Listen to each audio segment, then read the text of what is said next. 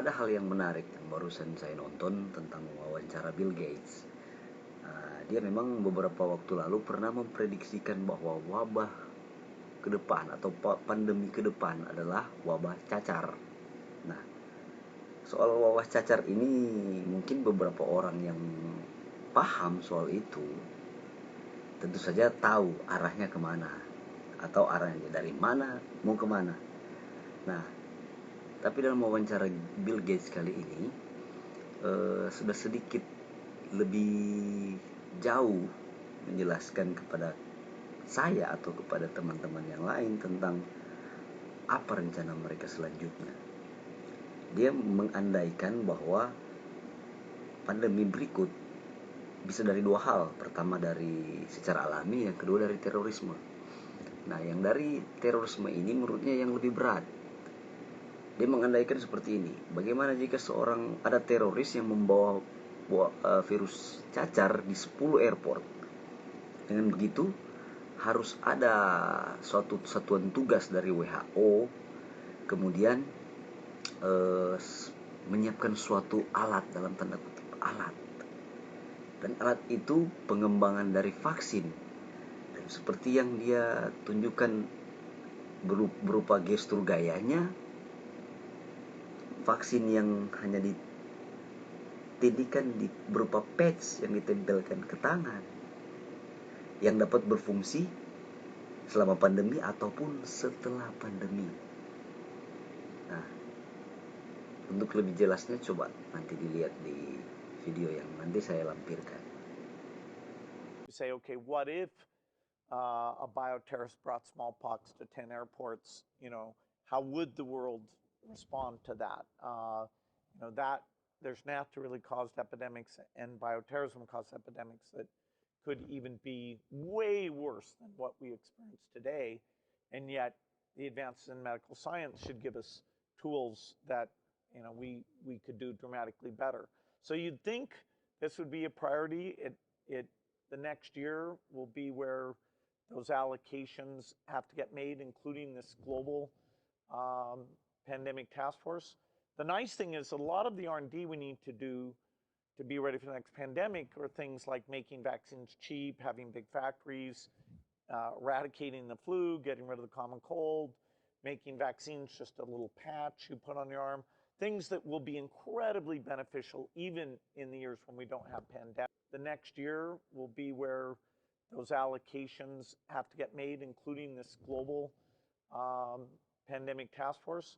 The nice thing is a lot of the R&D we need to do to be ready for the next pandemic are things like making vaccines cheap, having big factories, eradicating the flu, getting rid of the common cold, making vaccines just a little patch you put on your arm, things that will be incredibly beneficial even in the years when we don't have pandemic. Apa? Making vaccines just a little patch you put on your arm. Ulang. Making vaccines just a little patch you put on your arm. Apa? Making vaccines just a little patch you put on your arm. Mau sudah dengar sendiri toh? Selama ini kita selalu bilang bahwa itu dia akan menuju ke itu. Tapi Ngoni selalu denial. Selalu berpikir, oh pendeta bilang kok bukan itu. Selalu mau andalkan tuh Roma 13 ayat 1 sampai 7. Berpikir selalu, oh Tuhan kok melindungi itu orang yang mau begitu. Beriman itu juga harus berhikmat. Ingat, juga jangan cuma dengar-dengar apa yang orang bicara, apa yang dibilang-bilang di mimbar. Uji. Tahun depan dia bilang tahun depan. Hati-hati, siap. Making vaccines just a little patch you put on your arm. Oke, kita tahu sedikit. Begini, mungkin ada yang bingung apa hubungannya tuh cacar dengan yang ada sekarang. Jadi begini, selepas pandemi ini, dia kan prediksi wabah berikut adalah wabah cacar. Kalau kita sedikit singgung soal Alkitab, orang yang menerima tanda itu akan dapat bisul-bisul jahat katanya di Wahyu 16 ayat 2 kalau tidak salah. Kita tidak mau bilang kalau itunya itu tanda, kita tidak mau bilang. Nanti kau selidiki sendirilah, selidiki sendiri, pakai itu hikmat. Terus dia prediksi bahwa tahun depan akan ada pandemi cacar. Kalau orang lihat itu yang kita bilang tadi itu 16 ayat 2, sepertinya efeknya dari apa yang dah itu sekarang mungkin mungkin ya anggaplah kita rupa Bill Gates lah, memprediksi main-main prediksi lah. Mungkin setelah itu yang dibawa begini muncul tuh ya blub bisul. Jadi dia bilang itu pandemi berikut, padahal bisa saja ya itu efek dari itu.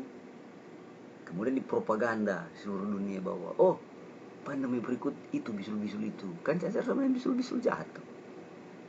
Air bisa menjangkiti orang. Nah, jadi sudah skenario, sudah disiapkan. Selesai yang ini, yang sekarang ini, terus disiapkan yang ini. Tangan kiri, tangan kanan di sini. Atau enggak di apa DP guna taruh sini? Kan dia bilang tadi, itu bisa berguna setelah pandemi. Artinya untuk apa? Untuk semua hal. Dan yang paling ujung-ujungnya apa? Membeli dan menjual. Paling ini pikir begini, tanya pasti, apa hubungannya barang ini yang ditaruh sini dengan membeli menjual? Ya, kita sudah tulis. Tapi sedikit kita jelaskan. Mulai dari hal yang sederhana. Contoh misalnya, apa? KTP misalnya. KTP. Mau urus KTP harus minta ini atau apalah, masih berupa aplikasi ke apa. Mau urus KTP for apa? Ada yang misalnya mau cari kerja, ada yang mau sekolah. Taruhlah misalnya mau sekolah, mau kuliah. Mulai dari kuliah, masuk kuliah setelah kuliah dia apa?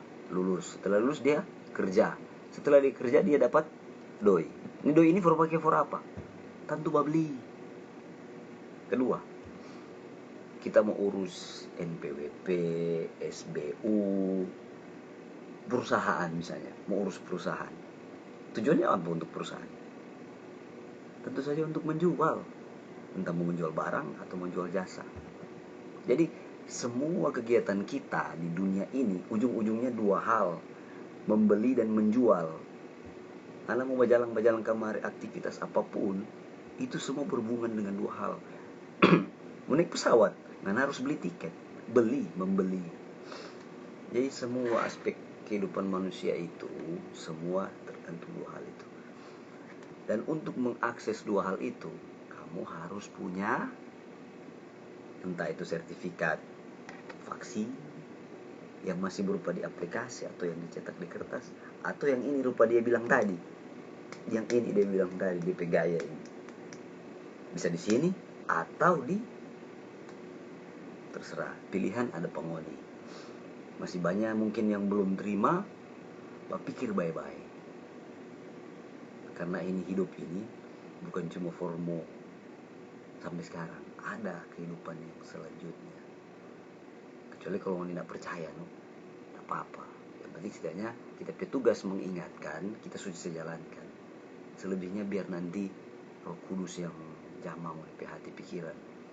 Tapi kalau nyandak ya berarti memang sudah selesai.